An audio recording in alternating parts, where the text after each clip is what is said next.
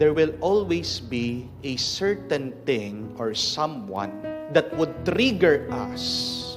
Meron at meron tao, bagay, karanasan na talagang di natin maiiwasan. Nag-iinit tayo, naiirita tayo, na parang pumapasok sa isip natin, sa puso natin. Sinasaktan tayo, pinoprovoke tayo, tinutulak tayo para uminit ang ating ulo at damdamin.